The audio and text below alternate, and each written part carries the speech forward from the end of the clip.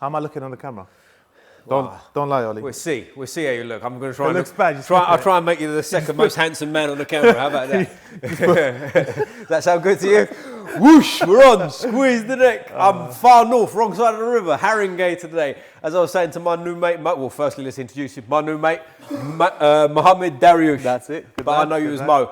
Last time I was this far north of the river, I think it was the Haringey Box Cup, as I said to you before, but it's dragged me back today. The mats are blue, we'll get into football later, but before we do, my mate, tell us who you are. Cool. So, my name is Mohammed Daryoush. I train Brazilian Jiu Jitsu right here at Gracie, Barra, Haringey. Just been here since I was a black belt. Before that, I mean, do you want me to dwell into my We'll go through it all journey? because before I switched this camera on, it was AI this, crypto that. We might get into some conspiracies. Here we go. Exactly. But you're I don't know if I said, did I say second degree black belt? Second degree black belt. Second degree black belt. How long have you been doing jiu-jitsu in total? Bro, I did jiu-jitsu I started since 2007, 2008. Back in the day. So back then, for anyone who doesn't know, not worldwide necessarily, but in London, if you did jiu-jitsu back then, it's probably a bit weird, right? Absolutely. What are you doing? Bro, when I tell you my journey into it, you got to be like, because there wasn't as many gyms as there are now, right? And especially there wasn't a lot of black belts. Definitely there wasn't a lot of black belts, brown belts even, bro. Yeah.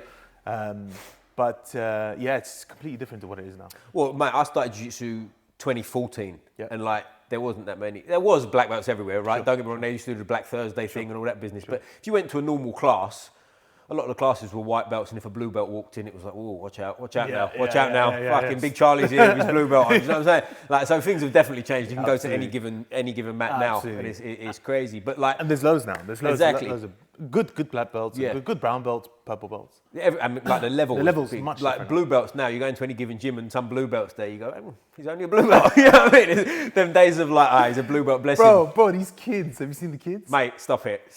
I'm worrying more about the kids than I'm the adults, bro. Tell me, do you know Issa Rahman by any chance? Issa Rahman, I'm butchering your name. He's at Fight Zone London. He's 17, just turned 17. Yeah. He's a purple belt.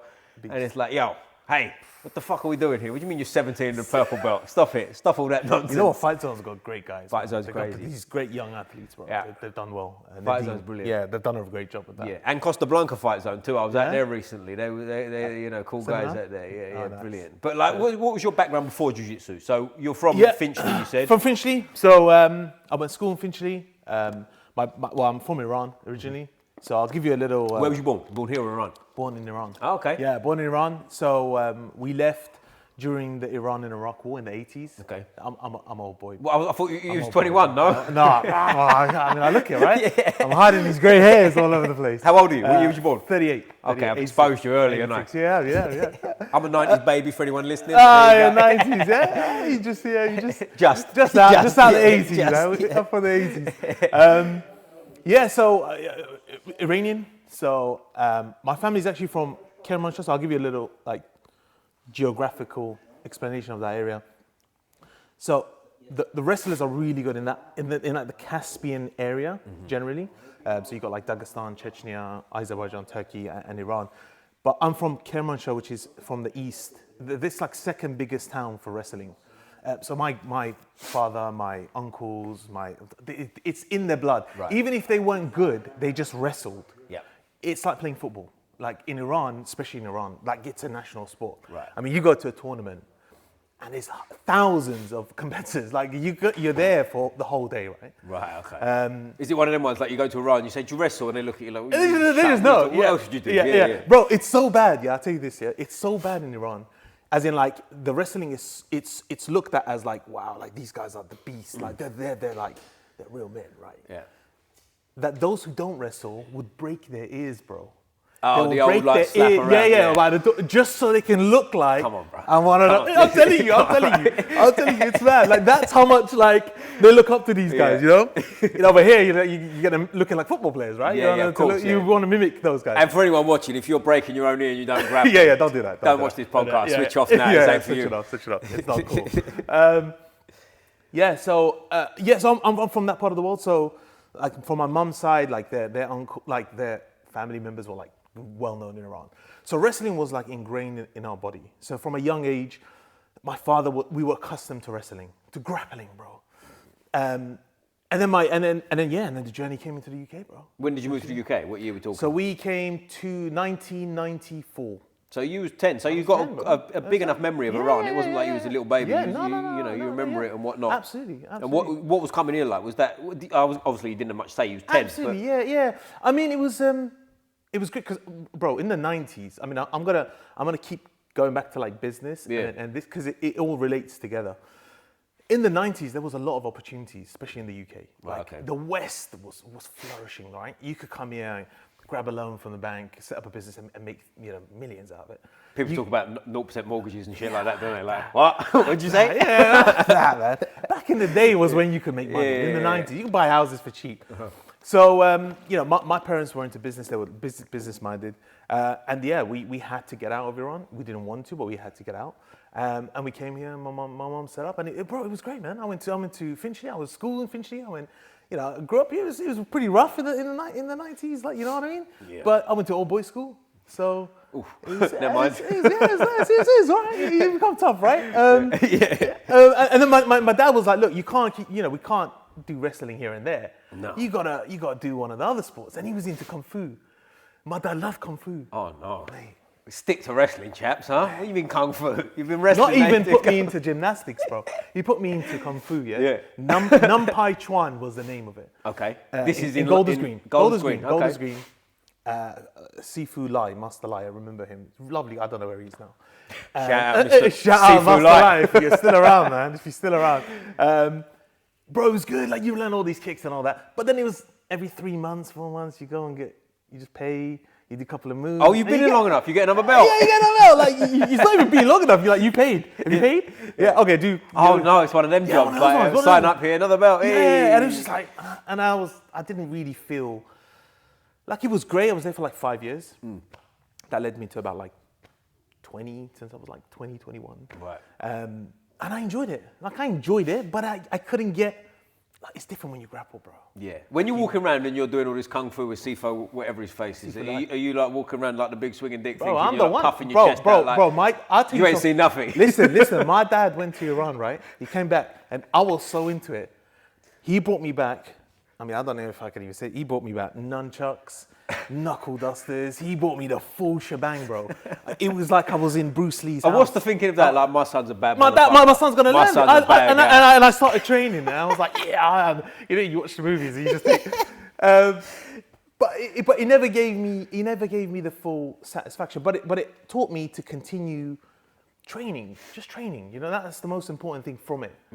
Is just to keep on training. And we're taking a piss a bit, but like, I think that kind of stuff for kids is good anyway. I think like just moving the body around and you mentioned gymnastics there, but like the gymnastics element of it is what I think is the value in it, innit? Do you know what I'm saying? Like you're throwing around spinning kicks and whatnot. It might not work on, if you're out on Finchley High Street on a Saturday night. It may. Depends who's coming at you. Yeah, exactly. If one of them Iranian wrestlers, Iranian wrestlers coming at you, don't press me. You know what I mean? Yeah, definitely don't do that. But it taught me like side kicks, turning kicks, basics, right? Yeah. Overall, and discipline. It taught me discipline. Gymnastics, I would definitely say, is the key. One of the key. I think it's a great sport to start. Bro, my son started at gymnastics. He's 4 years old, and straight away I put him into gymnastics. Wrestling is gymnastics. First 45 minutes of have you ever been into a wrestling warm up? Yeah, good luck with that. Well, you've been, right? Yeah, whoa. Yeah. Bro, it's 45 minutes of gymnastics. Mm-hmm. You know what I mean? And by the time you actually start doing the techniques, bro, you're just so relaxed and your body. You're ready now, yeah. You ain't getting. Well, they're the best athlete. I've always said this. The wrestlers are the best athletes I've ever been around. Do you know what I'm saying? Like I've been around high-level boxers and stuff before I ever grappled. Yeah. But like even Jiu Jitsu, like it's like you come in and you do somewhat stuff. You're shrimping down the mat, you're doing your cartwheels and whatnot. Absolutely. But then you go to a wrestling room with like proper wrestlers and you go, okay, that's what an athlete. That's an athlete. You know what I'm saying? And you put the heating up 30 degrees. Yeah. And you're wearing hoodies. Mate, that's it. There's no way you're going to get injured. No, well, I went exactly, and you're ready to go because our mutual friend Lubo, I always mention him here. Shout out Lubo Kumbra. But I was in Bulgaria with him training, and like after the adults class one day, I believe the kids were 6 till 9 years old, babies, right? Yeah. And their warm up, they're doing backflips down the mat and all kinds of shit. And it's like, if you brought that to England, people would be going like, sign the form, health and safety, And it's just a different thing out there. It's different, man. It's different, and they. I think talking about Lubo, man, I trained with him years back. I'm 2009 or 10, and I remember, bro, he was teaching me a technique. he jumped over me and grabbed the single leg, like the ankle pick, bro. And I was like, I don't know how this guy just went over me and he's just unbelievable. Yeah. Flexibility. And that's key, man. That's It key. is You big time. outsmart. But being able your to, opponent. not like yoga flexibility, where it's like, not that I'm shitting on yoga, but you know, like you get some useless flexibility. It's like you can get in the splits, but you're kind of stuck. Nah, you can't. Whereas he, you know, if anyone's trained with Lubo knows the deal. Like he's like I always call it like a slinky. You remember the old-fashioned slinky? Showing our age now. I don't think slinkies around him, but they go down the stairs. You know, like the constant. That's what he's like. You know? He's great, and that's probably the key to being a successful grappler initially. Yeah. Like get your body to understand where your balance, your strength, and coordination, bro. Yeah, That's key, man. Of course, and athleticism goes a long way, doesn't it? Absolutely. You know what I mean? People want to pretend it's like, Absolutely. you know, we all hear like, oh, gentle way and it's all technique. It is, but like if you're an athletic specimen, it's going to help your technique a lot, innit? Do you know what I mean? It would all combine into will, you becoming that prime like athlete. Of course. And that's why the guys, and I mean, we talk back to that area, that's why Chechens, Dagestanis, bro, that's their life. Yeah. Like that's their life. Like I see videos. I mean, they send back to me from Iran. Bro, it's like it's unreal what they do, and it's like that's what they have to do to become like all these, you know, Khabib and all these guys. Look at them, undefeated, bro. That's it. They're just unbelievable at the grappling, and they're white belts in the Jiu Jitsu. Like, you know what I mean? You like, see Khabib with a white belt, bro. and They're you go, like hey, red belts. BJJ, chill bro. out. You know what I mean? Come on, man. Yeah, it's funny, but you know, it's a style. It's not so much techniques, right? Absolutely. It's like you're not teaching someone an armbar and going, right, get me the Yeah, armbar. yeah, Like, yeah. how? I've got to control your body first. Yeah, exactly. You know what I mean? Yeah, But yeah, you come in here, and that was one of the first things I said. I don't know if you can see it on the camera, but there's ropes hanging from the ceiling. It's like an old-fashioned beam system. And we spoke to Professor Tiago. Professor Tiago. Yeah. I'm glad you said it, Degree. because I was racking my brain for his name. I'm not that good. I like eased him with the professor. Yeah, but he was saying about like gymnastics and all this kind of stuff. And I you know, I really believe in that kind of things. But anyway, sorry, I cut you off. Let's go back to your Jet Li Mo stage. Yeah. So that phase kind of finished. Why? Was this just like a women type thing? Because you were at that age? 20, and you're just like, I don't want to throw kicks no more. Nah, I want to make money, bro. You know what I mean? Right, like, money, I wanted to make money, bro. Yeah, I gotcha. I got into like boxing here and there. Yep. I did some Which Muay club, Thai. bro? Not Finchley. I didn't do Haringey. I'm from Finchley, but you know, with the local guys who did boxing. Okay. Did Muay Thai for a little, again, like with the local guys. Yeah, I got you. So I always kept active. I loved it, and MMA was starting to grow at that period, bro. Like in my early 20s, bro. MMA was like really starting to kick off 2005, 6. Like it was. It's like Chuck Liddell's here, right? Yeah, that GGSP. Yeah. And I worked, bro, this is leading up to the story of how I got into Jiu-Jitsu, bro. I worked for Carphone Warehouse. Remember Carphone Warehouse? I was going to say, again, showing our Old age, school, because bro. people now are going, what the fuck is that? They don't Phone, even- what's they the other don't one? even go Do to phone you remember shops no more. Phones for You? Yeah, that's my era, bro. People don't even go to phone shops no more. No, there's no point. You get it sent to your house, Amazon, isn't it? yeah. Free upgrade every 2 years. Yeah, exactly, yeah. Just stay home, don't come out. So I worked for Carphone Warehouse, bro. And this girl comes in. I was the manager for Moswell Hill branch, yeah? Okay. And this girl comes in, right? Emma or Emily, I don't know, I forgot her name, right? So she comes in and she goes, oh, my phone's broken, right? Athletic looking girl, right? And Good looking girl? Come on, She's let's good looking, Yeah, I was going to she's say, good that's why he was looking, talking to her, right? yeah, Don't give me she wanted a phone. my wife will watch this, right? Yeah? Not my wife, bro.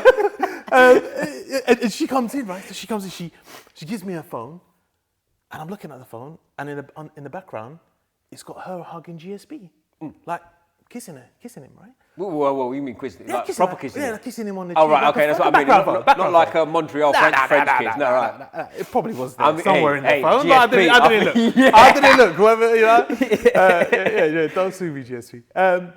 So, and I was like, whoa, like, how do you know him? I was a bit like, how do you know? And I started to get into jiu-jitsu, right? I didn't even get into jiu-jitsu. I was starting to get into the whole MMA scene. Right. And at that time, I trained at Titans. I went to Titans for a bit with Mickey. This is when Brad was just got signed into WEC. Or something. Yeah, it would have been WC, yeah. It's like old period, bro. Yeah. So I just come into a couple of sessions there just to see how it was. And she goes, yeah, that's my boyfriend. And I was like, hey. And this is when he was fighting Josh Koscheck. Yeah. You know, so he's big deal. He was there. He was at his prime, right? Hey. And I was like, nah, man. I was like, nah, you're joking. This what? He said, yeah, that's my boyfriend. I said, when is he coming down? He said, oh, he's coming down in a couple of weeks. I said, could you bring him in? Bring him in. Bring me to the car phone warehouse. The car phone warehouse. I saw him at a 34.10. Pay as you go. Pay as you go. I'll give him a pay as you go. So he's so she's like, all right, no worries. So she's gone. He's come in 3 weeks later, mate. I was like, what? She brought him into the shop. Whoa. I met him. Oh, she was legit. Yeah, She wasn't a bullshit arse. Legit. She was a 100-meter sprinter. Right. Yeah. Shout out Emma. Yeah. Emma. I think I know Emma. Whatever I forgot her name, but she trained with what's his name? I think she's from South, bro. Oh, right. She trained she's English girl. Yeah, she's not like, English girl, right. She was a 100 meter sprint or something like this. So when you say she was GSP's girlfriend, was she Girlfriend. one of his girlfriends? I'm assuming, right? Because you've seen them photos of GSP in the hot tub, right? GSP ain't playing games. Do you know what made me laugh? Side note, you remember GSP when Ronda Rousey was thinking, she was saying once about a thing, blah, blah, GSP gets a lot of opportunities because of the way he looks, blah, blah, blah. And GSP heard it and he was on a press conference. Everyone's seen this. He was a party he picked up the mic and he was like, well, I just want to say, Ronda is very good looking too. And it was like, hey, George, you settle down there. He loved the party. Oh, he loved the party. Yeah, I bet. videos. And he brought him in, bro. She brought him in. Man. Mate, I was like, take a photo. I don't know. I've got the photo on one of my phones, one of my iPhone 1 or iPhone 2, whatever it was. Probably not even an iPhone back then, right? Do you know what I mean? My BlackBerry. Yeah. I'm just exposing myself. Yeah. Man, and she brought him in. And I was just like, just speaking to him, hey, how's it going? Bro, humble guy, man. Yeah. I don't know if you ever met him. I've never met him, But, no. I mean, Enrique, who's the professor for here, he's trained with him for one of his fights that he had. He came down, he sparred with... Here? Not here, he's Rogers. Oh, right, of course, right. He sparred with Roger, with Braulio, Yeah. with all those guys, Right. To prepare him for one of his fights. But very humble guy, man. Is he? How big is he? Because that's what people say. And the reason I ask that is because I know people that have met him and some people go, I can't believe how small he is. Yeah. I know other people have met him and go, I can't believe how big he is. Yeah, I mean, I'm 6'5". Yeah, give or take. Yeah, it depends on how far you are from it's me. camera angle. Yeah, exactly. No, he's, I'm 5'9", he's 5'11". He's really taller than me. Yeah. He's 5'11". I'm 5'10". But I mean, see, you mentioned 5'11". Yeah. We'll go with that because the camera's on. 5'11", yeah. 5'11", 21 years old. You know what I mean? We do it all, whatever you want. But yeah, man, a lovely guy, bro. Lovely. He's shy. He became shy. Yeah. Talking. But anyway, so then I was like, you know what? I need to get into this jiu-jitsu, man. All right, yeah. Like, because you see all the jiu-jitsu stuff, right? I went into a judo club and I was contemplating to go judo or jiu-jitsu. Okay. And I think being in the UK, judo is probably a great decision to make. Right. Like as part of your grappling takedown kind of Especially game. then, because it's before the rules change, right? Before the rules. Before the rules change. Exactly. For anyone who doesn't know, when I mention rule change, you can't grab the legs in judo with your hands, right? Yes. I mean, it's probably more details than that, but back then you could. Back then, and it was different back then. Yeah. It will give you, even now there's hardly any wrestling clubs, like good level wrestling clubs. No. Back then there was like... There's a lot of wrestling classes taught by like classes. a jiu-jitsu blue belt. Who's done a couple of takedowns. It's all single leg, double leg, single leg, double leg. But yeah, so I was contemplating to go, and I went to a judo club, and I just thought, it's a bit like wrestling, and I already done wrestling, like, oh, it's good. But what's this jiu-jitsu game, man? What is this jiu-jitsu stuff? So I Googled, there was a jiu-jitsu club in Muswell Hill. Bro, there was a brown belt there was a purple belt that was teaching. That was like high level, bro. Remember back then, it was like purple belt. Yeah. And I walked in there and I had this, bro, this guy was like, I mean, back then I was 78, 80 kg. That was my walking weight. That was my weight. He was probably like 65, bro. And He let you know. I think probably he was like a white belt, bro, like back then, yeah? But he just like tapped me and I was like, what is this? And then I started to love it. And that's what got me into it. And there was hardly any gym, so there was a coach there, Jawad. I mean, he was like purple brown belt at the time. I trained with him. He just freestyled. And you know how it is. You have a great group of friends and you just train with them, bro. Yeah. But that's what got me into jiu-jitsu, bro. And then I fell in love. And I was like, story, bro, and now you put like wrestling top position, and now you can continue the fight. Bro, it's game over. Bro, it's game over, especially with them Jet Li kicks you you're throwing. you can't tell me shit. Yeah, and if it goes further than that, I've got nunchucks in the car. Oh, yeah, come round. My dad looks after the nunchucks, yeah, and knuckle dusters, yeah. No, Don't break in my their dad house. was trying to get me done, mate. That's what Was your dad a wrestler, you said? Your dad was a wrestler? He wrestled, but he wasn't Right. a wrestler. Right, but in Iran, it was like everyone wrestled. Yeah, Right. Everyone would know the basics. Yeah. So you just continue to do Like basics. here, like you mentioned, football, Absolutely. everyone can pass the ball. Everyone to can play someone, football, right? yeah, exactly. Majority. I can't play football, but yeah, majority of people can play Well, football. we'll talk about your team in a minute. That's why you can't play football, yeah. But we'll come to that. No spoilers here. No spoilers here. But like from that, like you start jiu-jitsu. I'm assuming at the time, because for anyone again who doesn't know, if you're watching this, you probably would anyway. But like gi, no gi, it's almost like you've got the option now, right? Back then, Absolutely. I'm assuming it was mostly gi, right? Mostly gi, bro. Yeah. Mostly gi. Yeah, exactly. So it was a big shift in terms of using the gi. Right. And to be honest with you, bro, I hate putting more things on me. I don't like wearing like jackets and these. I like to be like, you know what I mean? I don't like to keep putting more things. But you say that, you're dressed up like we're in the Arctic. I know. I'm sitting here in a pair of shorts. Yeah, I know. and Do you're you know what I like, mean? You're making me come feel on. bad. I've got to put the gi on over there. Yeah, but you know, like I hated it. Yeah. But then I fell in love with it. Right. Because you consistently train. Bro, and I was training, and I've got to say now, if you really want to get your level up, especially now, like the level's crazy now, yeah?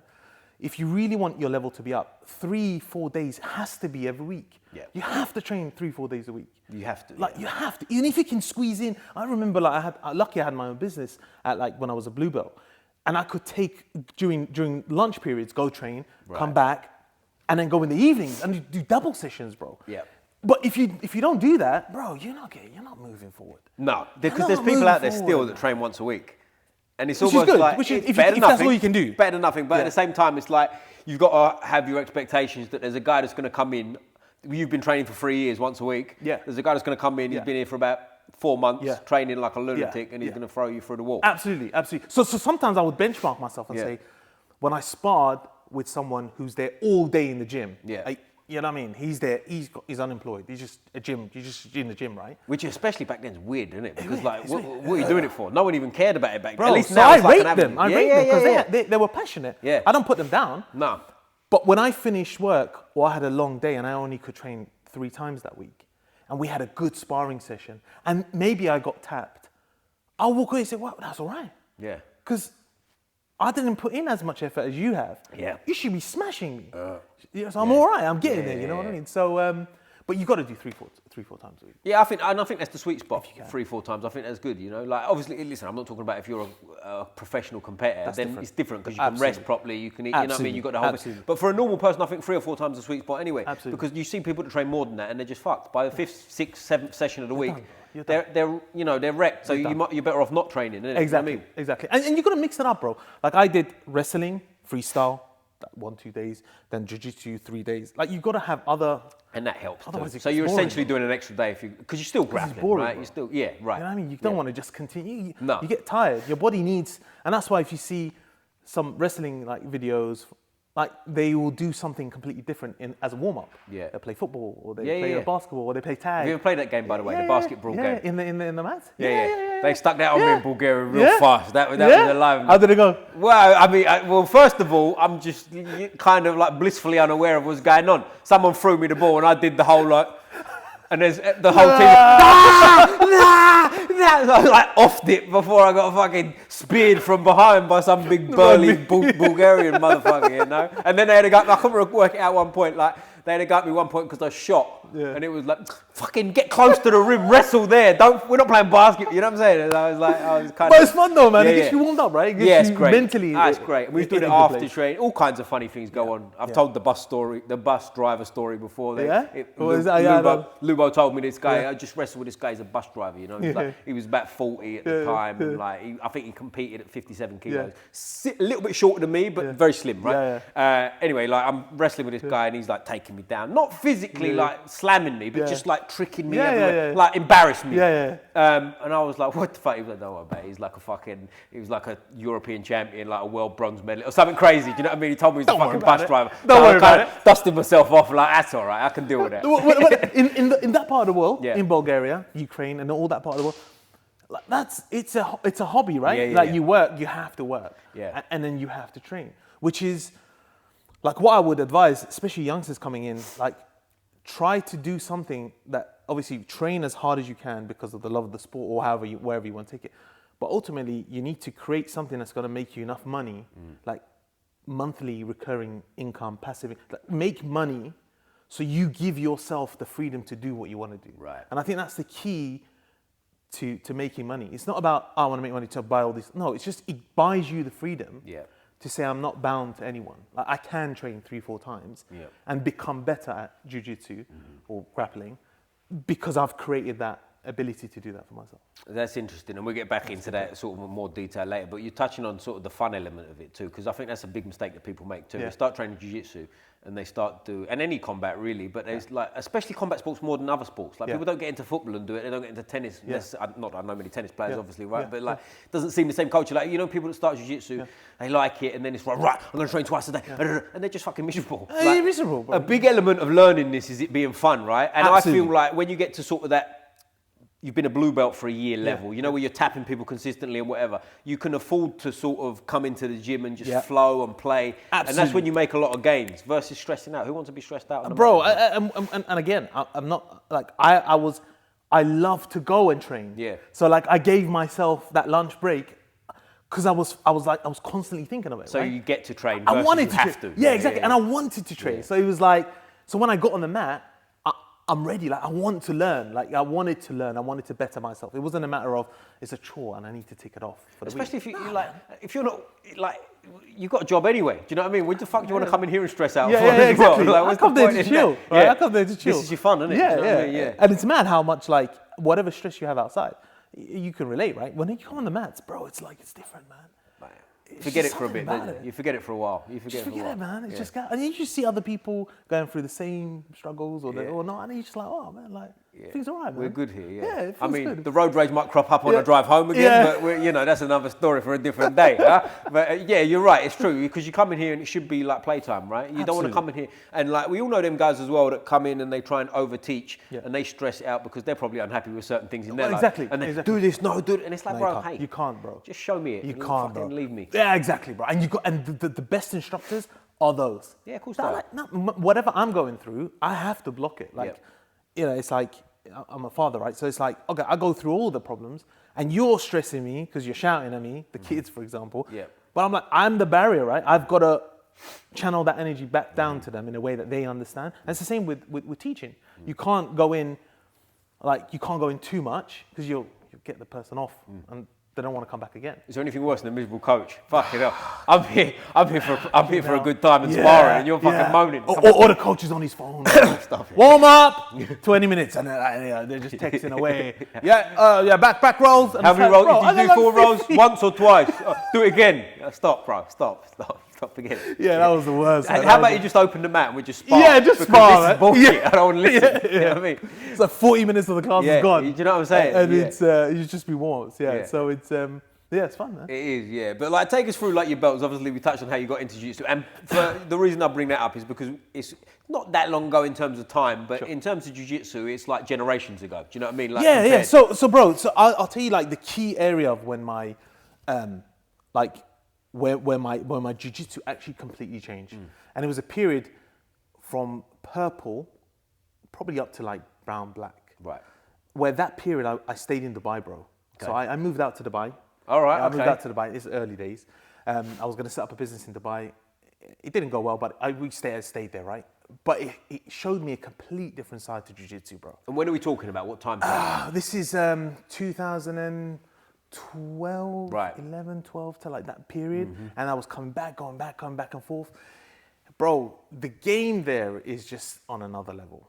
And I didn't realize that until I was training at Team Noguera. Shout out to Team Noguera. Professor Rafael Hubert. Okay. He's now at Gracie's. Okay. In Dubai. If anyone who's listening or watching goes to Dubai, I would strongly recommend to go to those gyms. Well, that's what we're going to do off the back of this, right? We're going to have like a team Dubai. We're going to go there. Absolutely, I would love to. We'll go on there, and I'll take you around.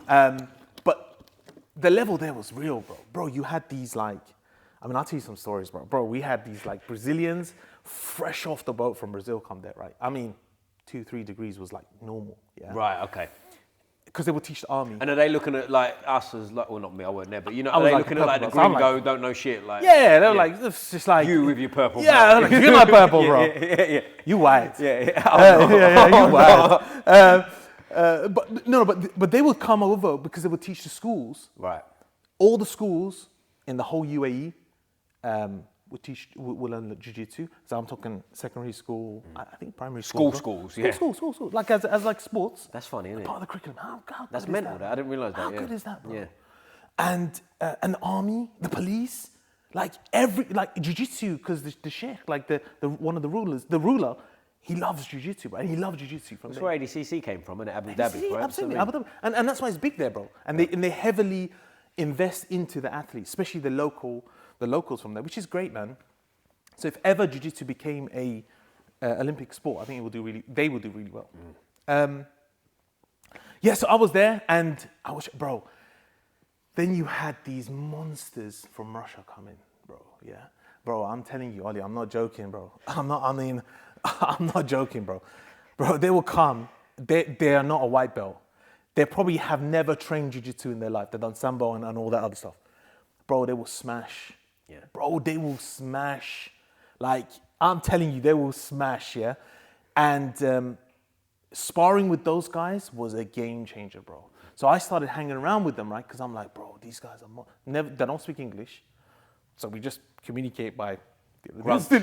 Wrestle. Bro, they were monsters, bro. Yeah. And they would take out, bro, no lie. There was a brown belt there at that time, Mohammed. Bro, he was a beast. And I'll tell you where his story leads to. Bro, this guy was a beast. Mohammed, he was a brown belt. Again, back then, you had few, like, brown, black. Still, even though there were a lot of Brazilians that came over, it was still like, you still had to work up, right? You're solid at that time. Nogueira came. One of the Nogueira brothers came for a seminar. And he's teaching. And he goes, anyone want to spar? Bro, and there's 50 people in there, yeah? There's 50 people. And everyone's like, Mohammed. Everyone's like, Mohammed. Bro, Mohammed comes out from the back. Yeah, bro, it's like one of those movies. You know those movies that you watch like Rocky? Bro, Mohammed comes. He's 6 foot something, yeah? Bro, he's a big guy as well. Right. Beast, yeah? Big guy comes, brown belt. And no emotions on his face, yeah? Spars with Nogueira and taps him on the Kimura, bro. Bro, he taps him on the Kimura. Oh, no. Bro, not do you at his understand? seminar. Like, Not at this like, Nogueira was not, this is 10, 12, whatever years back. Nogueira's He was in still like, UFC, Nogueira was retiring from UFC kind of, but he was like, he's active, right? He's Nogueira, yeah. Bro, he tapped him. With the Kimura. Nogueira came back. Is this after Frank Mir Kimura the fuck out of him? It was one of the brothers, right? So I don't know if it was. Oh, it might have been the other one. That's even worse. Yeah. Oh, bro, he just got him. And then Nogueira just switched. And obviously tapped him out, right? Oh, so he was like, like, bro, like, right, okay. You just tapped me out in my seminar. Yeah.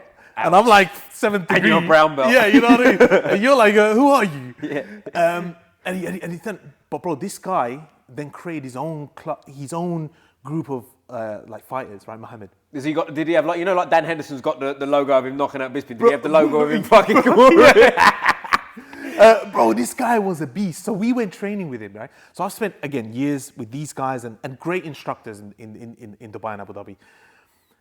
Bro, I've done a gym session with him, yeah? I mean, you're into like handstands and, the natural gymnastica natural, all that. Yeah.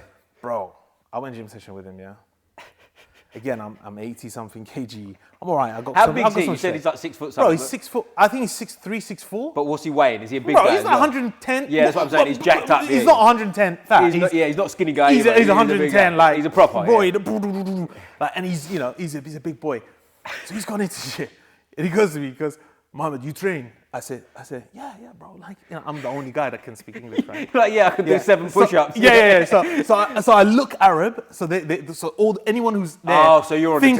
Thinks like, well, and then everyone who sees thinks, oh, what's like Arabs don't really like Emiratis don't really. What's he doing? Like training this crazy training sessions, right? Because he's still new there, right? And I'm with all these guys, right? And he goes, Mohammed, you train? I say, yeah. He goes, no. Bro, he puts his hand on my shoulder like this, yeah? And I'm like, whoa. And I've sparred with him and he's a beast, bro, yeah? Grabs me like this. And he goes, no, Mohammed, you train. I said, yeah, bro. Yes, I said, yeah, bro. I train. I'm only like 5 kg. I'm like, I train. Bro, he puts this thing on his neck, bro. Yeah, like the harness on his neck, or whatever, right? Puts the weights up. You know what you use to do the cable grips, right? Bro, puts it on like 90 kg, bro. Yeah. Boom, boom, boom. He's strengthening his neck, bro. Boom, boom, boom, boom. Bro, he goes, your turn, bro. At that moment, that's when he turned around and said, bro, actually, my neck is a little bit. Didn't you do the old, look at that, look, change the pin. I was going to do biceps today. I wasn't planning to do neck today. Bro, he's a beast, bro, beast. Where is he now? Is he still about? Bro, I'll tell you a story where he is. Because I want his Instagram. I'm going to find his video for you.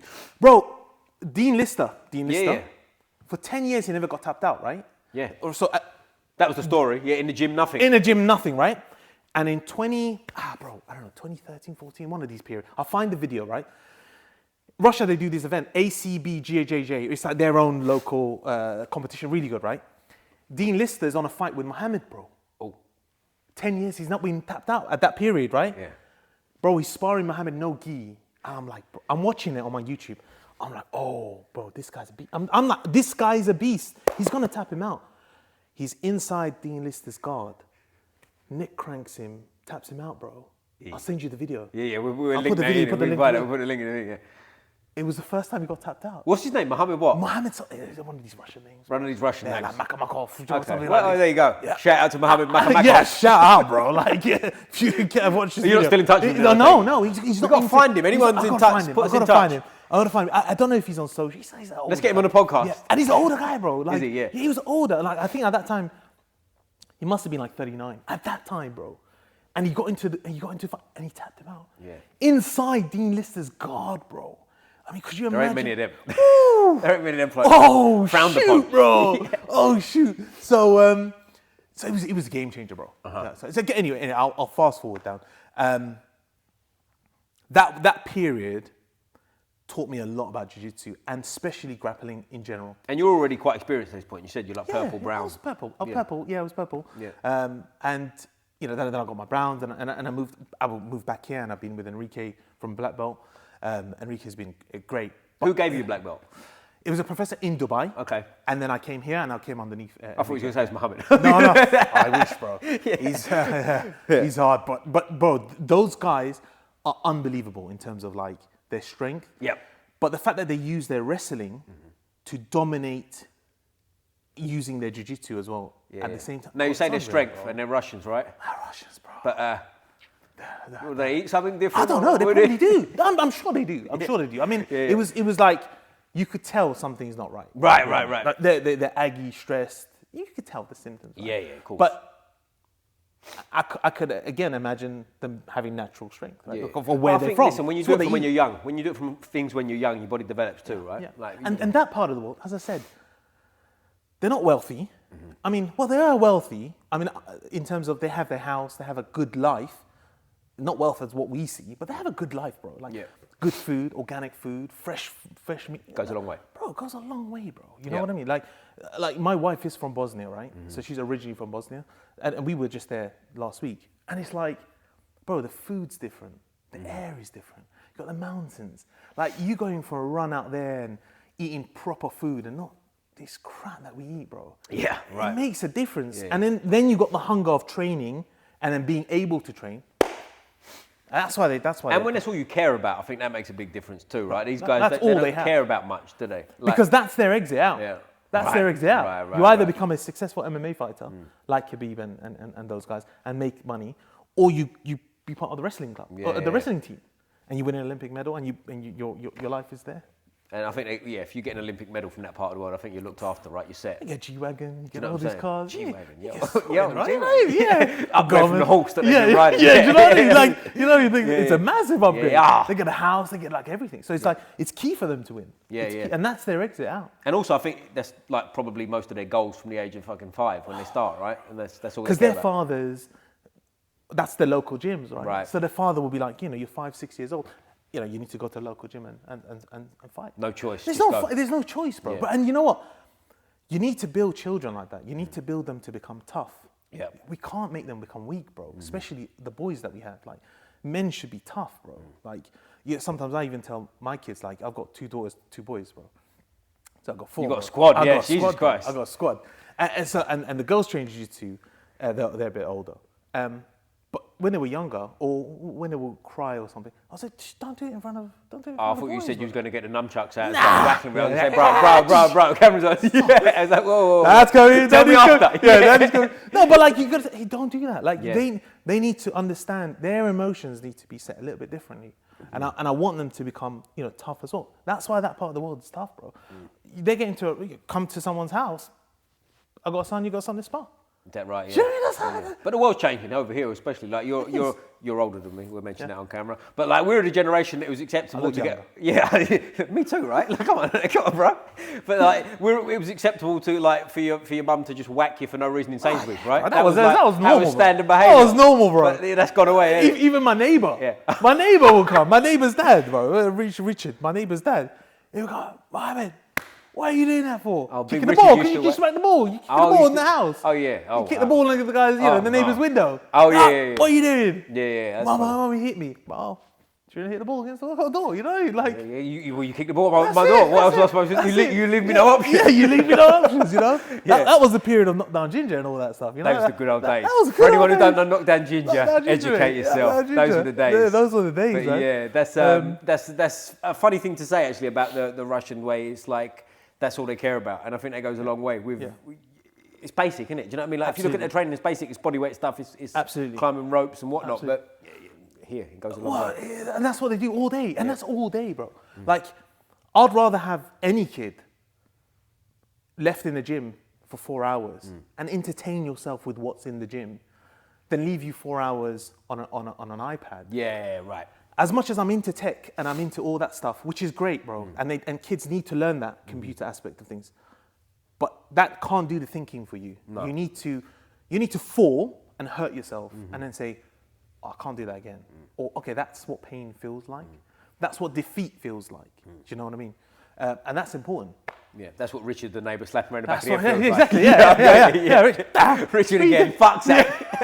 Yeah, but like obviously we're jumping about a bit. If we fast forward like now as like a second degree black belt who's in late 30s now. So like what's training look like for you on a daily basis? Yeah, so I train probably once, max twice a week if I can. Okay. I do the no-gis sometimes from here. On Friday nights. So if anyone's around, please do come. We do no-gi and wrestling combined. I did do the wrestling here for a bit. Previous to when I just got my black belt, I was training at Barra Combat Academy with Coach Shabs. It's a Muay Thai gym, really good. I recommend it anyone who's around that area. I was there for about a year teaching wrestling and Jiu Jitsu, which was great, man. Like, got to train and teach. It's amazing when you train and teach. But yeah, for now it's here and dedicating time for my kids, bro. Of course. Yeah, getting them on the mats, getting them training. Yeah. But you do weights and stuff as well? I actually do. I do. Yeah. So I do weights. I've got gym sets at home and I do weights, mainly power weights. Yeah. Like we were discussing earlier. And things like, for example, I've got bad rotator cuffs. Everyone has, like my neck and my knee. So I do things that will strengthen those parts of my muscles, but then keep to the chest, bench presses and stuff like that. All the basics is what looks after your body anyway. That's a big thing, and I've spoke about this a million times on it with different strength and conditioning coaches and whatnot. It's like looking after your body becomes the battle, doesn't it? 100%. Not so much. You're not becoming a power lifter because there's a mistake people make, isn't it? You train like a power lifter, then go and do jiu-jitsu hard, and it's like you're doing too much. You can't. Yeah, you got to pick one, really. Absolutely. You know what I mean? Absolutely. Whatever your focus is. I try to make it that it substitutes and it works with my jiu-jitsu. Yeah, because that's ultimately what I want to train it for, right? And especially like you said, you got a business, you got a family. Bro, you're not going to go in there. You're not training for the Olympics next Man, month. Do you know what I'm saying? Yeah. Just keep fit and just and enjoy it, like we said. Enjoy it, bro. That's it. Yeah. And again, it's just letting keeping myself active. Because bro, when you get on the mats, no matter what belt you are, bro, you're gonna have to spar. You are. Yeah, and you can't say I'm not gonna spar. Yeah. And I love wherever I go, if I go into another gym, I gotta spar, bro. Yeah. And if I go on holiday, a higher belt, man, people are looking at you like, man. I'm gonna sit there no, man. I'm gonna spar, man. Bit sore today. Nah, spar. Getting me the blue or purple. It's gonna be rough. Getting them in, yeah. but I've got to be ready for that, right? Because listen, a blue belt is looking at you. They got no pressure, but they're also got some skills. So they're like, oh, fuck, I'm sticking it on old Mr. AI over there. I want that guy. Yeah, exactly. Mr. 4 Kids Yeah, thinks he's Billy Big with his second degree. How many white hairs has he got? I'm going come for over him. here, sweetheart. Let's have had this. Yeah, no, I'm with you. But like, obviously, this is not what you do for a living. So when you was teaching and stuff, I'm assuming that was like a passion thing rather than Absolutely. So when I was teaching that 1 year period, it was in the evenings. Yeah. And I was doing work, and even now it's always alongside my work. Yeah. So I've never gone full time into a gym, which you never know, bro. In the future, maybe I'll open something up. Yeah. But I think nowadays, man, if you have a gym, you have to really dedicate a lot of time to it, man. You can't be a part-time coach, bro. Ball like that. What is that? That's a hard way, isn't it? That's a hard way. Like, some people say, I'm going to open up a gym, and it's like, are you dedicated? Like, Don't have like you money or got what? aside? Yeah. Or you don't like money, Don't right? like Like, money. but why are you? Yeah, we're going to do it like part-time. And I'm like, no, man. No. And it's unfair for the students. Yeah. Like they can go somewhere else and have a full-time coach. They can. Like, don't like, unless you're really like, you're dedicated into, I'm starting it up and I'm there as much as I can. And then I'm going to move it forward. But there's some that open up a gym and they sub out the instructors to other instructors. Yeah. Initially, you can't do that. No, not initially. You Not can't. initially. You can get In to the that point. future, Yeah, you can. but initially. Of course. Yeah, and you got good instructors too. Of course. And you overlook the whole Yeah, business. of course. But you have to put time aside. Yeah, you do for sure because there's not, like we said about earlier, there's nothing worse than a coach that's not interested. Yeah, Coach, exactly. Coach who's got a gym and now he's fucking like stuck. Where is he? And he's like, shrimp down the mat. You know, like, oh, we do arm bars today. Do the video call. Ah, I got stop it, yeah. I was like 20 minutes late. No. Yeah, he's texting on the group chat. Yeah, I'm going to be 37 minutes late today, guys. You know, take whoever's a blue belt, take the warm up. Gets Johnny the white belt. Third session. He's got 4 stripes and he fuck it, do it. Come on. Run around a bit. You know what I mean? Get sweaty. Do you know what? Probably that's why a lot of them get graded quickly, right? 100%. You know that, right? I've said this before. So- like, you get like, I won't tell the Hapkido story because I've told it a million times. I went to a Hapkido class back in the day, and it, like, I was first day one. I was the best at Hapkido in the fucking room. I promise you, right? Like, this is not saying I was good at Hapkido. Never done it, but you get where I'm coming from, right? I've never experienced that in Jiu Jitsu because everyone's one time when I was a purple belt, I rolled with a purple belt in an open mat, and I wouldn't even give him a blue belt. And you know when you go like, we're both the same. You're a lot bigger than me. Yeah. I've tapped you 7 times, and the round's only 5 minutes. Something's wrong. Something's off here. I don't like that, but that is what it is. But that's what happens, right? Yeah. Because they need to promote quickly to get them to run the classes. course they Ultimately, it's run the classes. But again, you don't want to be that person, man. Because Wouldn't you're going to you get rather tested, Wouldn't bro. you rather be the blue belt who's tapping browns and black belts than the brown belt who's having a hard time with all the blue belts? Yeah. Or a brown who's just become a brown that has no idea about leg locks, bro. Like, what's that about? Like, you've got to learn that now, But also, man. when you see people as well that are unsure of themselves, they get to a certain belt and they're like, I don't know if I should be this belt, which is nothing wrong with because a lot It's of always the gonna time, happen. but a lot of the time when they feel like that, they're better than they think they are. The problem is when you get someone who's just got his brown belt and really he's like a mid-tier blue belt. And you go, something's wrong. You go like, Something's wrong. you've been here 10 years and they give you that fucking belt. Do you know what I'm saying? It's like, but hey, that's a rant. Do you know what? I've got a mate of mine, he's a blue belt, and he said to me, yeah, bro, I'm tapping out these guys. Like, I said, bro, the best thing to do is just go to another gym for one session. Just go somewhere else. Find another good gym. Yeah.